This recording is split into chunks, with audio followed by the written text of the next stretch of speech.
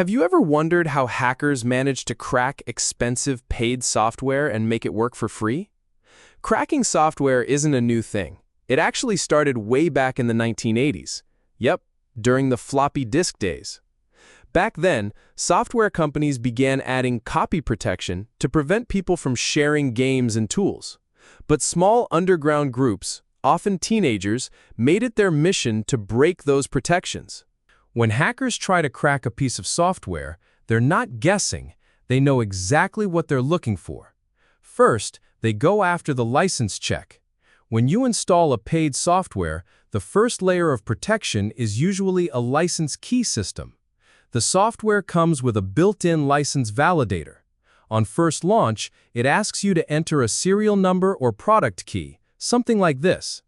This key is then checked locally inside the program's logic to make sure it follows the correct format and hasn't been blacklisted. Some programs encrypt the key and compare it against a set of valid patterns or hash values stored in the app itself. Hackers try to reverse engineer the license check function and find where it says, "Yes, this key is valid." They'll patch the code to always return true, even with fake or blank keys. Some create keygens by mimicking how real keys are generated. Next, they try to break the online activation. This is a much stronger protection method, used by big software like Adobe, Microsoft, and many professional tools. When you enter your license key, the app sends that key to a remote server owned by the company. The server checks, is this key real? Is it already in use by another user? Was it purchased legally? Is it tied to a specific email or hardware ID? If everything is valid, the server responds with a green light and the software is activated. This is not a one-time thing. Many programs keep checking in with the server regularly, sometimes every time the app starts, every few days when major features are used. They do this to detect stolen or shared keys or to disable cracked copies remotely. Some software even uses hardware fingerprinting, tying your license to your device's motherboard or MAC address. Hackers either block the communication using firewall rules or host file redirection, emulate the company's server using fake activation servers called local emulators, or patch the app to skip all the online checks. And third, they look for trial restrictions. Trial-based software gives you a limited time preview, usually 7, 14, or 30 days.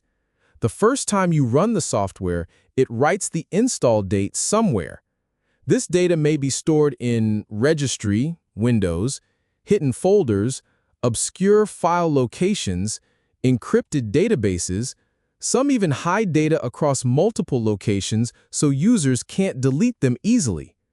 Once the trial period ends, the app locks out features or refuses to run unless activated.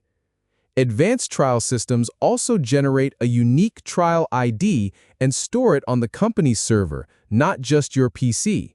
That way, if you uninstall and reinstall, the software checks online and sees you've already used your free trial. Hackers try to find and delete or reset the trial data, use crack tools that fake the trial period or freeze the countdown, modify the app to ignore the trial check completely. Some crack tools even trick the system clock, but good software protects against that with server-side date validation. Now let's talk about common types of software hacks, the methods hackers use.